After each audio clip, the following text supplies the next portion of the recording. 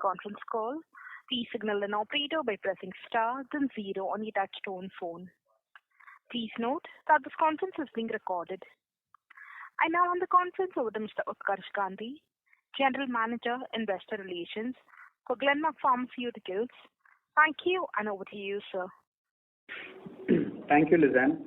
Good morning, everyone. Welcome to the Q4FY24 results conference call of Glenmark Pharmaceuticals Limited. Before we start the Q&A, we'll review the overall performance for the company for the fourth quarter and the full year 2024.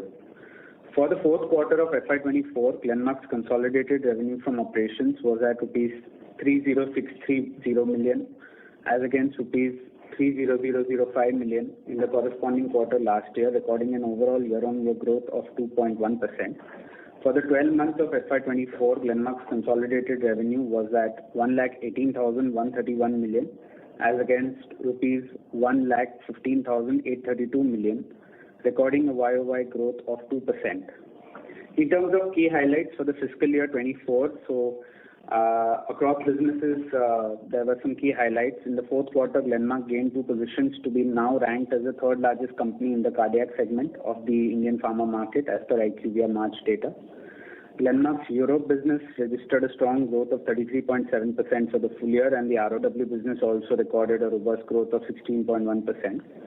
Analysts was launched in 7 additional markets across the globe, either on our own or through a commercial partner. And as of March 2024, Analysts has now been launched in 34 markets across the world.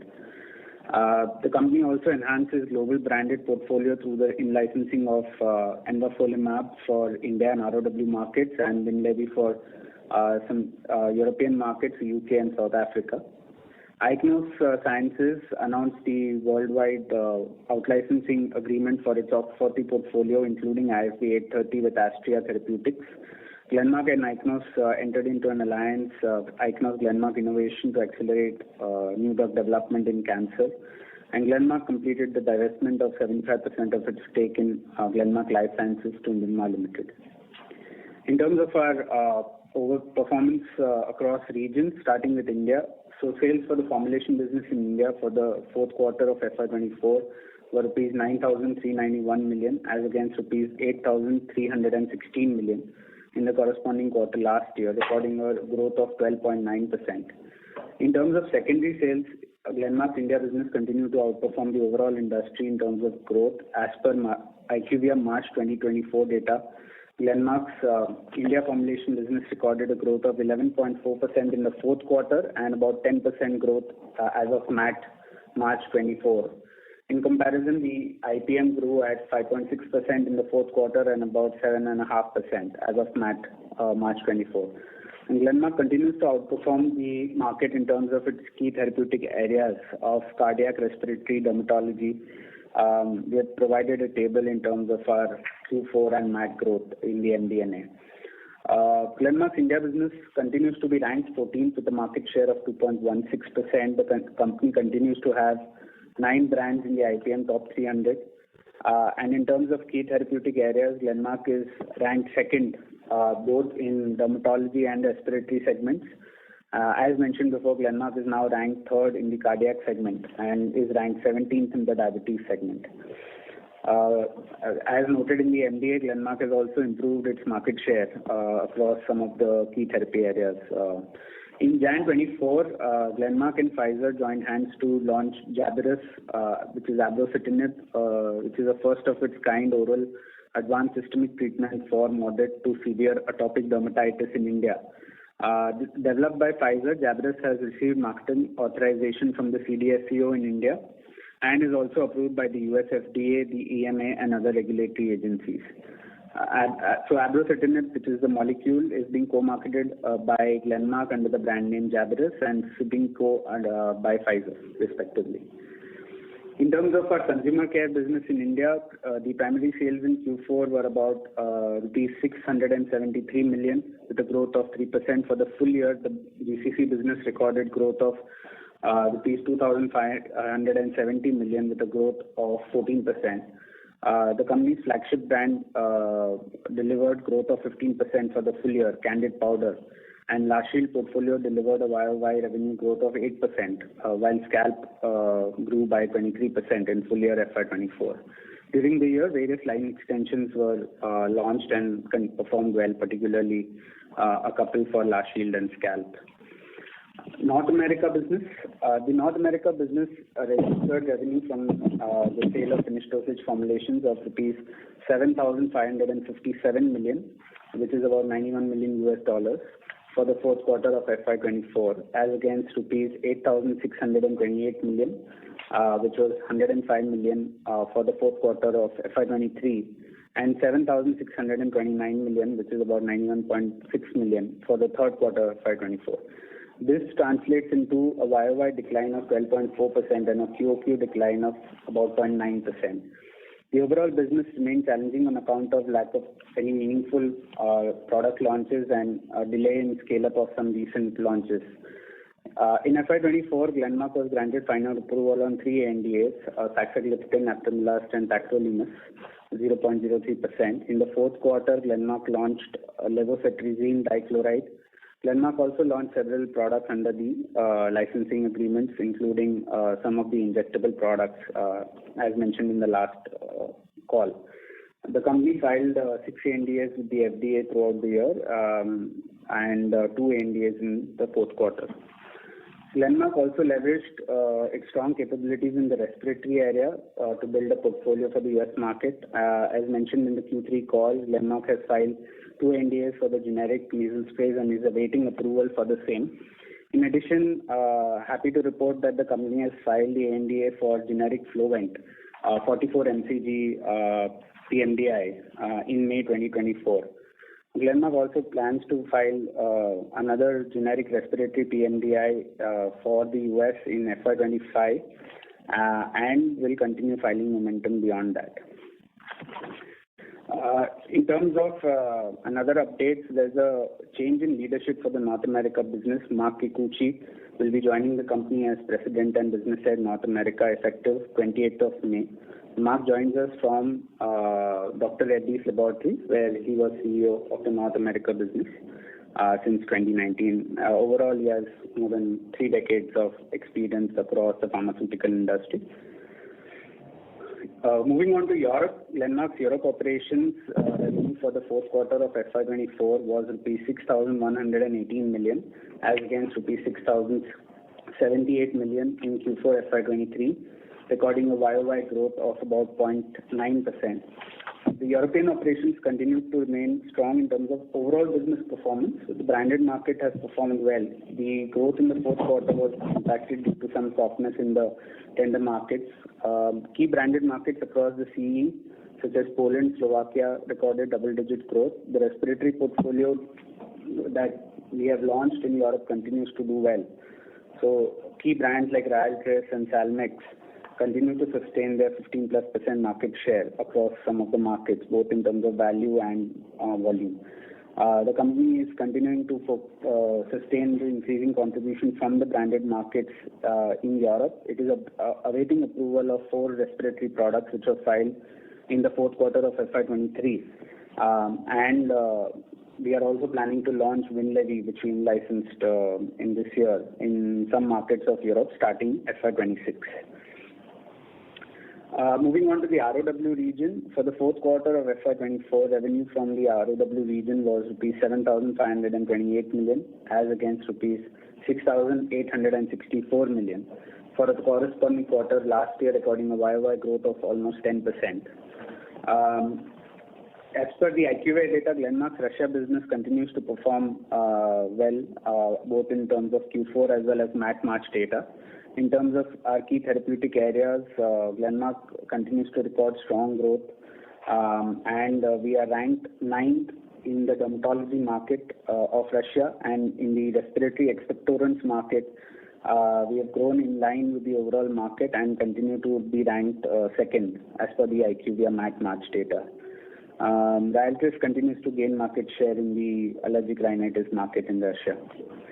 Latin America witnessed strong growth in Q4, respiratory portfolio doing well. Glenmark Brazil achieved high single-digit growth in the covered market, and the company maintained its rank amongst the top 10 companies in the covered market of the chronic respiratory segment.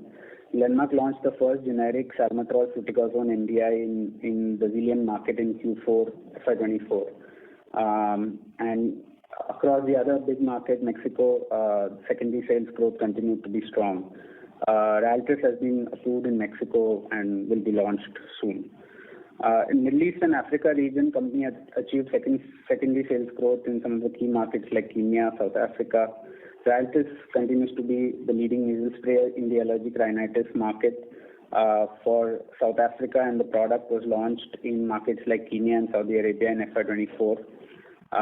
It is also expected to be launched in other key Middle Eastern markets such as the UAE in the forthcoming quarters.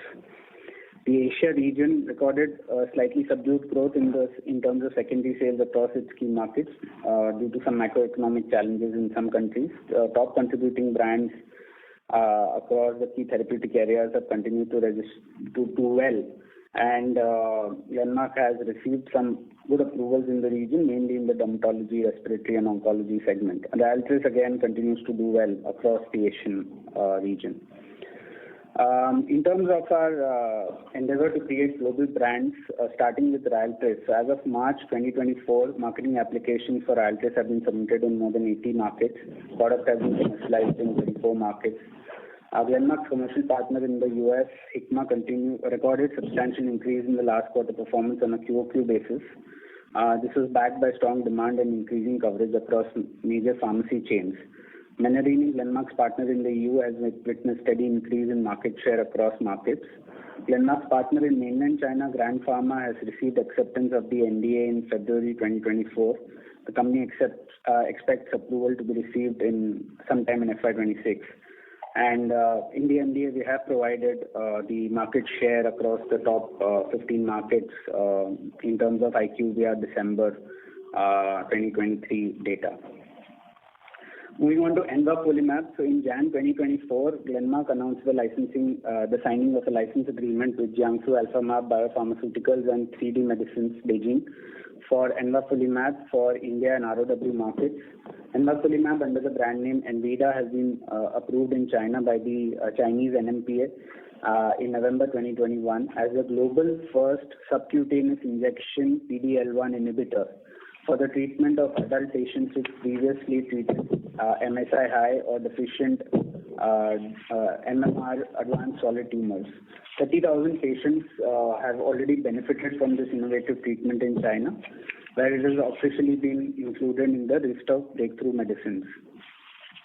Envafolimab is also being currently developed in the USA by Tracon Pharma in a pivotal trial in soft tissue carcinoma subtypes, including some specific subtypes. And Glenmark plans to file envafolimab in more than 30 markets in FY25, and the first market launch is expected in FY26. Lastly, Winlevi. In Q2 of FY24, Glenmark and Cosmo Pharmaceuticals announced the signing of distribution and license agreements for Winlevi, which is clascoterone cream 1%, in 15 European markets as well as the UK and South Africa. Glenmark plans to launch Winlevi in its licensed markets starting FY26. Glenmark Life Sciences. In September 2023, Glenmark had announced that it had entered into a definitive agreement with Nirma Limited to divest 75% stake in its subsidiary Glenmark Life Sciences. Subject to closing adjustments, the consideration was rupees 56,515 million. In March 2024, the company completed the closing formalities of the divestment, and Glenmark continues to now own 7.84% in GLS after the divestment. Ichnos Glenmark Innovation. The company had recently announced the launch of their alliance with its subsidiary Ichnos Sciences called Ichnos Glenmark Innovation, or IGI, to accelerate new drug discovery in cancer. This combined Glenmark's R&D proficiency in small molecules with those of Ichnos in novel biologics to continue to develop cutting-edge therapy solutions for hematological cancers and solid tumors. Going forward, all of Glenmark Group's investments on innovative assets will be channelized through IGI. IGI has two autoimmune assets that have been out-licensed to leading companies, and apart from that, we have a robust pipeline of 3 innovative oncology molecules targeting multiple myeloma and acute myeloid leukemia and solid tumors. These are all undergoing clinical trials. We have some further updates on the IGI pipeline on the website. In terms of our key objectives for FY25, consolidated revenue target is rupees 1,35,000 to 1,40,000 million. R&D investment for FY25 is targeted to be around 7 to 7.25% of the total revenue. EBITDA margin target is close to 19% for full year FY25. Consolidated capital investment would be rupees 7,000 million for FY25, and we are targeting double-digit PAT margin for the full year FY25. Some notes to the results before we open the Q&A. Other income primarily includes the mark-to-market value from our 7.84% stake in GLS. Exceptional item in the consolidated and the full year result is a loss of rupees 446.78 crores and a loss of rupees 900.95 crores on account of a few items which are listed in the P&L. R&D expenditure in Q4 FY24 was around 265 crores. Consolidated total asset addition in the quarter was rupees 280 crores, of which tangible was around 159 crores. And intangible asset addition was about 121 crores. Gross debt for the period ended March 31st, 2024 was at rupees 990.6 crores. And net cash for the period ended March 31st, 2024 was at rupees 667.7 crores. In terms of our working capital at the end of March 24, inventory was at rupees 2,513 crores. Receivables was at rupees 1,858 crores. And payables was at rupees 2,535 crores. We have the management of Glenmark Pharmaceuticals on the call today, Mr. Glenn Saldanha, Chairman and Managing Director, Mr. V.S. Pali, Executive Director and Global Chief Financial Officer, and Mr. Ashish Mukherjee, Group Vice President and Head of Strategy. The management will be presenting its long-term vision and outlook during the upcoming Investor Day, so today's call will be more focused on the Q4 results. With that, we can open the floor for Q&A. Over to you, Lizanne. Thank you. Ladies and gentlemen, we will now begin with the question and answer session. Anyone wishing to ask a question may please press star and 1 on your touchtone telephone. If you wish to remove yourself from the question queue, you may press star and 2. Participants are requested to use handsets while asking a question. Ladies and gentlemen, we will wait for a moment while the question queue assembles.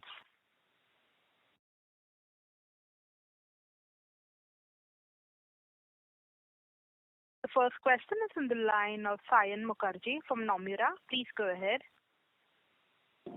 Yeah, hi, good morning. So my first question would be on the exceptional items that you had. So firstly, on this write-off that we had for 2180 crores. If you can give some color, what is this related to? Yeah. Good morning, Sayan. Thanks for the question. So you're talking about this write-off that we have given in our notes for the US, right? Yeah. So this was basically, one was the impairment of assets in Monroe. And the balance was basically the working capital rationalization that we did in terms of some provisioning for rebates, etc., and also inventory write-down. Yeah. So this is mainly working capital and no, it's mainly. Then one second, it's mainly impairment of assets in Monroe. As you knew that we had 3 lines there, right? We had the nebulizer, we had the oral solids, and lastly we had the injectables. So now we decided we're working only on the injectables, as we did given also in the note. And the other 2 lines we wrote down. That is the major one, or more than 50% of that.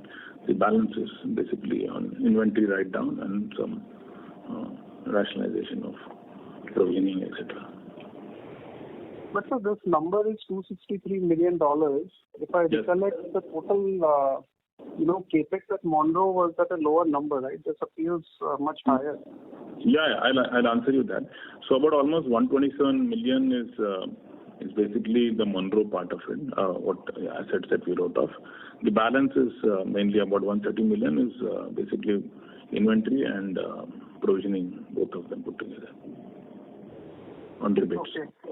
Yeah. And so I also noticed that the receivable number has come down significantly, almost 1,800 crores. So is that part of this write-off, and then we should see this number higher going in the next quarter?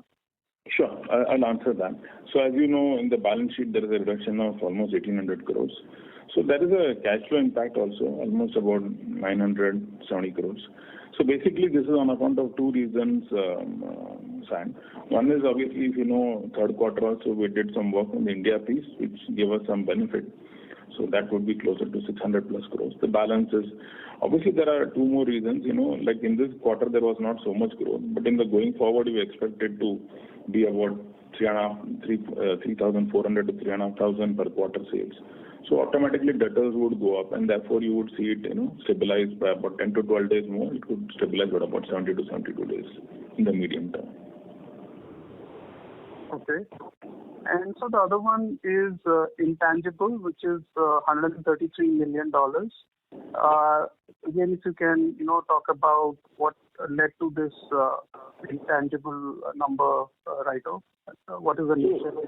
Yeah. So just to give a little color, as we went about this GLS transaction, we decided to have a good look at some of our businesses across, especially the key ones. So one I just spoke to you earlier about the US piece. The second was obviously intangibles that we have. So over the years we've been in-licensing products, etc. So obviously we felt some of those which probably are not looking that good. So we decided that we'll impair them. So those are the reasons. We used to have a book almost of 2,000 plus crores of intangibles. We reduced about 133 million. Yeah. These are all non-cash write-off. Okay. Sir, just one last one. This gross margins is very high in the fourth quarter. So material cost to sales, I see, is around 32%. What's the steady sustainable number we should see on a gross margin going forward? Sure. Going forward, it should be around these levels, give and take plus minus 1% sign. Because obviously this quarter we had the benefit of India being a little higher, but in the coming year also, if I look at it, with Ryaltris is expected to sort of grow substantially or almost double up from where we are, it should automatically help us to do better. Okay, so there is no one-off in this number. No, number is substantial. Yeah. See, mix also keeps changing, no? Sometimes the sale mix also changes. So yes, but on a broad basis, we'll be very close to these numbers. As I said, give and take plus minus 1%. Okay. Thank you, sir. I'll join that. Thank you. The next question is on the line of Gaurang Sakre from HSBC. Please go ahead. Hi. Am I audible? Yes, Yeah, go ahead. Yeah. Thank you for taking my question. I had a couple of questions. Firstly, on Monroe, what is the status update from US FDA? When can we expect re-inspection, and how is our remediation going? So, good morning. So on Monroe, we are pretty much done with all the remediation, right? We've been done, and we are requesting FDA for a meeting and a possible inspection. So we are hoping that in the first quarter they will come in the next couple of months, I'm guessing. So we are now taking batches of product and some exhibit batches for the rest of the year. Okay. Thank you, sir. And second one, actually, at the start I missed the comment on this other income being higher. Actually, my line just got distorted at that time only. So can you please repeat what you said? So we still continue to have a 7.84% stake in Glenmark Life Sciences. The mark to market of that was almost 750 crores. That's it. Okay, sir. Thank you. That was all my questions. Thank you. The next question is from the line of Kunal Randeria from Axis Capital. Please go ahead. Hi, good morning. Sir, just want to reconcile this net cash number. So in H1, you are on 3,300 crores debt, and today you are on 700 crores net cash. From the cash flow statement, it seems that you've got around 5,450 crores, and then there was some tax inflow of 900 crores. But your working capital also equals 1,600 odd crores, right? And incremental capex is 500 crores. So I'm just wondering, I would have thought maybe the net cash now would have been slightly higher. If you can just run us through, how you arrive at this number. Sure. I'll try to be as helpful as possible. So obviously, we got about 5,450 net of the transaction cost. The tax is about 17.5%, so we get about 4,500 crores. You're right. At the end of December, we had about 3,960 plus. As you can see, now our cash has also increased by 500 crores. That kind of balances each other. On the other side, if I look at my business, we had an EBITDA of almost 1,195, and we had a cash interest of about 517. The cash tax there is less because most of the taxes this year were for this. So if you take 80-90 crores tax also, still we get about 580 or so. But if you take the other side, there is assets acquired, there is dividend, there are some other exceptional items in terms of the litigation and remediation costs, what you there. But the big piece is the litigation that we paid on the Zetia piece, almost 498 crores. I think that could probably be the difference that you're looking for. Right, but is my understanding wrong that your working capital also improved around 1,500 crores? So? No, working capital, as you can see when in my cash flow statement, improved by about little less than 800 crores, okay, 796. Yeah. Okay, but I was just looking at the H1 numbers, your receivables and inventory was around 800 crores higher than what you have given in the presentation now. So now it's your inventory is around 2,500 crores, it was around 3,300 crores, if I'm not wrong. No, in the receivable piece, there is another, as we explained in the previous question, there is a write-down of almost 837 crores. So that's the piece. Just some receivable, the rebate provisioning across most geographies, especially the US. So that could be a difference. Okay, got it. Okay.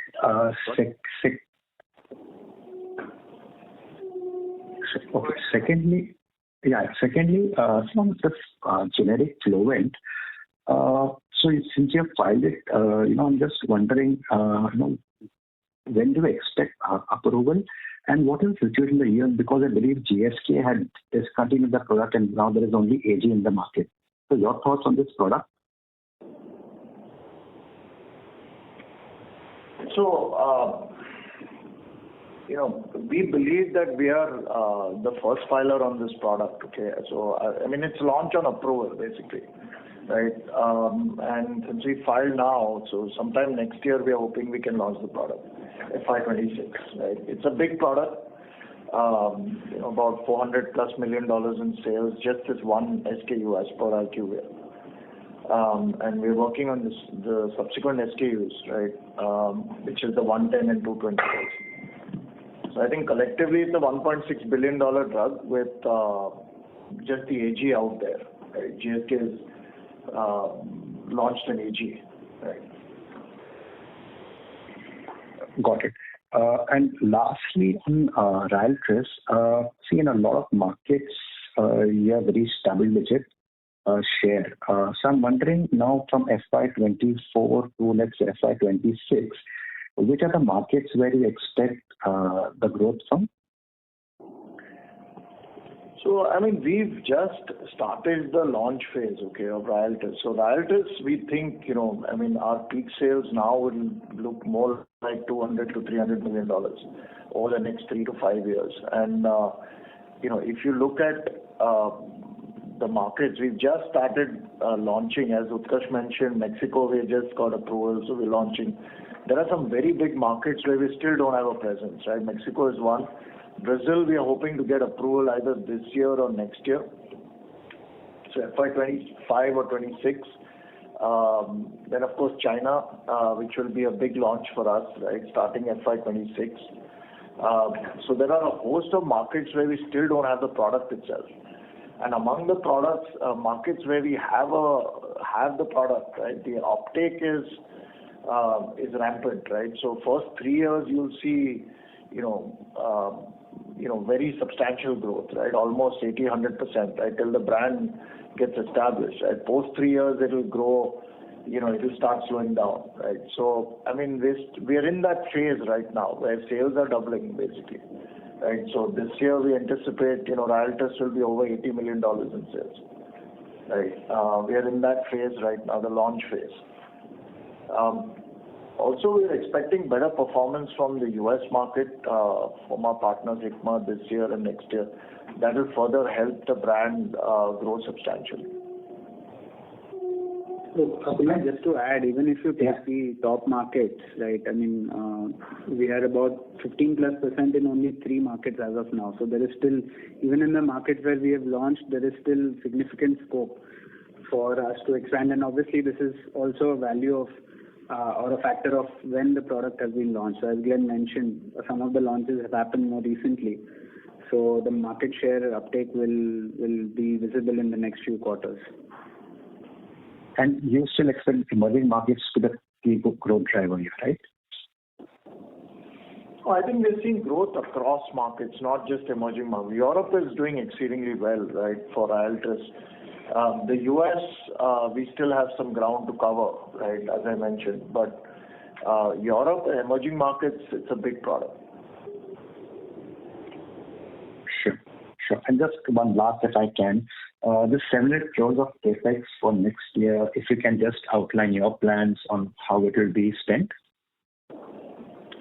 So basically, the 700 crore capex, obviously till last year we had GLS also in the capex. Going forward, it will not be there. But we on and off, we obviously require to invest in additional lines. As you know, business is growing well also, and we see some lines for that. And also we are looking at sometimes in licensing some good products. Well, we may not do a big bang M&A, but we'll do definitely in license products as and when we require. You already seen us do 2 last year, so I think we'll add to it. Yeah, sorry, just to push you on this, because I would have believed that with the US not doing very well at this point in time, your capacity might not be optimum fully utilized. So just wondering why you would need so much capex. I mean, you're seeing substantial growth across the business, right? I mean, every year we are adding, a substantial amount, right? And FY26 will be a big year for the company. That's what we believe, right? In terms of overall growth, right? Top line growth. So in order to plan for FY26, right, we are putting up the capex this year, right? So we're adding additional lines across our portfolios, for example, Ryaltris and multiple other areas, right? Now with generic Flovent coming in. So I think there's a significant amount of front-ending capex required this year, right, to get to the FY26 performance, right? Oh, thanks and all the best. Thank you. A reminder to the participants, anyone wishing to ask a question, may please press star in 1.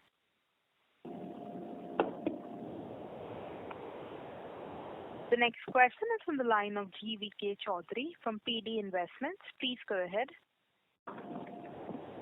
Good morning, sir. My question is about legal settlements in US. What is the further payment required for the 2 settlements that you have already entered? And is there any, what would be the liability on that count? So there are, obviously for these 2, we have to pay about 30 million for the criminal one and 25 for the civil one. And in the next coming year, we have to pay about 300 crores. Some payments are still due of the Zetia that was there. Most of it was paid last year, but some are still there. Plus, as you know, we have given clearly, we pay these settlements over 5 years. So after that, it should be much lower, okay? The year after that, it will be lower. So next year, FY25, the liabilities be about 700 crores. Liabilities will not be there, sir. Liabilities are all already taken. I'm saying the payouts, okay, in terms of cash. No, I'm asking whether it has been provisioned. It is already provisioned, sir. Like so it will not affect our P&L any further. And there's no impact on the P&L. There will be no impact on the P&L. The cash outflow will be about 300 crores in FY25. Monroe, is there any possibility of you being able to use the facility at all in future? The other two, other than injectables? No, the other two lines we've already impaired. So it's basically the injectables that we will commercialize. We are hoping to start this year, right? Commercialization of the products. Is there a possibility of you being able to dispose those two lines to someone else? So we're doing that. So we'll see. It's basically we're impairing it, so we can't use it much. So that will be more of scrapbooking. That's all. Okay. Thank you. Thank you. Thank you. The next question is on the line of Aditya Thakur from 5G Capital. Please go ahead. Hi there. As you told, FY26 Sorry to interrupt, Mr. Thakur. Sir, your audio is not clear. May we request that you use the handset mode while speaking? Hi, is it audible now? So slightly better. Please proceed. Hi, sir. As you told, FY26 will be a better year for Glenmark Pharmaceuticals. We have already given guidance for FY25. If you could do the same for FY26, like any ballpark guidance in terms of sales and profitability. Thank you. I think it's too early to guide on FY26. I think at our investor day, which is coming up this week, right, later this week, we will provide a much more longer term horizon, right, on the business. So that should give you a clear idea of where the business is going. At this point, specifically FY26, we wouldn't guide. It's too early. Okay. Thank you. Thank you. The next question is on the line of Krish Mehta from Enam Holdings. Please go ahead. Yeah, thank you for taking my question. So I just wanted to ask that around 2 years ago, we had kind of guided that Ichnos R&D and cash spend would be made nil. So on that basis, on that backdrop, could you please tell us for FY25 what the Ichnos cash R&D spend will be from Glenmark? So the IGI spend in 25 will be about 50 million. Okay, we've brought it down substantially, right, over the years, and now this year will be about 50, and I think going forward we will make sure it stays at 50 or comes even further below that. Right? Okay, thank you so much. Thank you. The next question is from the line of Vikas Sharda from NT Asset Management. Please go ahead. Yes, I have two questions. This receivables is down sharply this quarter. Could you explain how? I mean, is it because of the provisions for rebates that you have made, or how should one look at it? And also, what is the nature of this provision for rebates? What was the need of making this provision, and how should one look at that? Sure. So, because I explained earlier, but I'll do again. So obviously, the reduction in the receivable is on account of two reasons. One is obviously there was a better cash flow, as we explained earlier. In Q3, we had sort of brought down our inventory in the channel, so that added to the reducing the receivable by about 600 odd crores. Besides, the growth in this quarter was a little less, therefore obviously the cash flow was a little better on that count also. Now going forward, the way to look at it is that if you are going to have a sale of almost 3,500 crores, if you add 500 crores more, obviously debtors will go up, so that should go up by 10 to 12 days. And your second question on the provisioning, obviously you have to provision for various deductions, including rebates, etc. So as we said earlier, after we did this JLS, we looked at across all the businesses, and we saw that we could sort of looked at the provisioning, and therefore we saw that it could be increased. So that's the reason why we did that, and that's the reason why it looks lower. Okay. So this like 1,100 plus crore of reduction in the debtor. So 600 crore is because of India, and what would be the remaining 500 crore for? No, I'll put it this way. Almost 900 plus crores is cash flow. About 800 crores is basically the provisioning increased. Okay. You saw the debtors have come down to almost 1,800 crores, right? I'm giving a breakup of that. Year on year, basically. Yeah.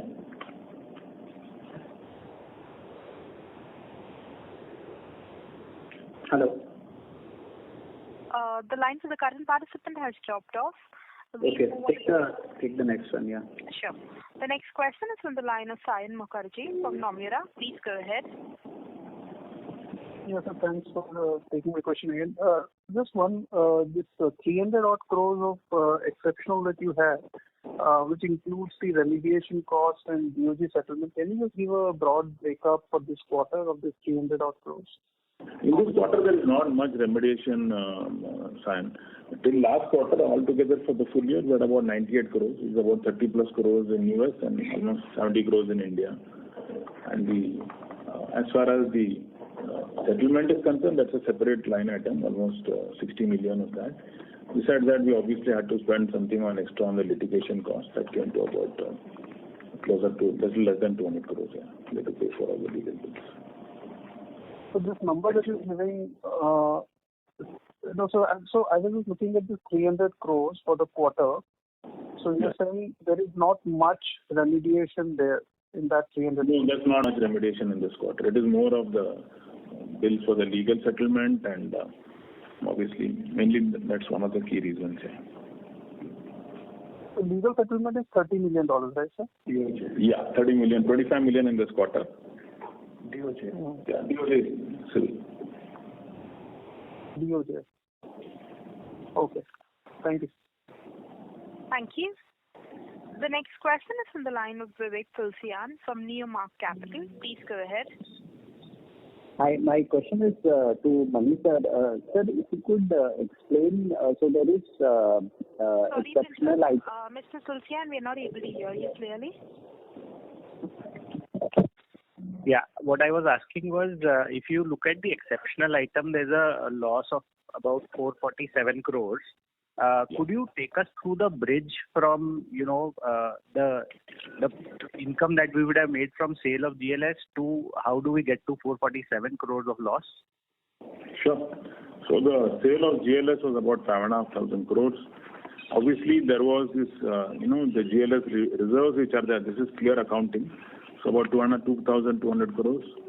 And apart from that, as we have provision for DOJ, civil and criminal, the civil part of it this time. And then there were exceptional legal fees and remediation costs. Remediation is not much in this quarter, about 60 crores only. On the impairment of assets, which I already explained to you on Monroe, about 1,052 crores. We also spoke of working capital rationalization. We also said about Europe intangible impairment of 1,100 crores. Broadly, these are the breakups to reach to 447 crores. Okay, so on the standalone, there is a exceptional gain of 5,000, but on the console, the number might be lower. Is that the way to? Exactly, because most of the write-downs are outside. Yeah, that's the reason. Understood. And the second question is on R&D. So our R&D target for FY25 is about 7.5% on our guidance of 13,500 crores of revenue. If I do the math, that's about 1,000 odd crores, which is not very different from the amount we've spent in FY24. Is that the steady state R&D going forward? Clearly the generic R&D spend is going up and IGI is coming down, right? So you're right. Going forward, we'll have a similar run rate on R&D. About as a percent, you should take the R&D spend at around, going forward also around 7 odd %, right? In that ballpark, right? In subsequent years. Got it. And just one final question on Monroe. So we have, like you mentioned, we've taken a little bit of impairment of our assets. So what is the remaining value of the assets at Monroe now? Yeah, it's about 150 million. Yeah, still. That is the injectables and the utilities. Got it. Dollars. Yeah. Okay. Thank you so much. Thank you. The next question is from the line of Utsav Jaipuria from DAM Capital. Please go ahead. Hi, sir. Thanks for the opportunity. Just a couple of questions from my side. Firstly, on this working capital bit, you said that receivables are expected to increase by 10 to 12 days. So can you give a similar guidance for the inventory and payables? Inventory would means marginally go up, but to that extent you'll make up with your creditors. Okay, so I'm just saying overall, if I take the net working capital, it should be about 70 to 75 days.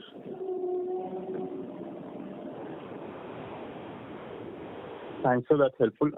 And secondly, on the tax rate, So from next year onwards, what kind of ETR and also cash tax that we can expect? So the ETR would be roughly around 25 to 27%. Yeah. And the cash tax would be very close to that only.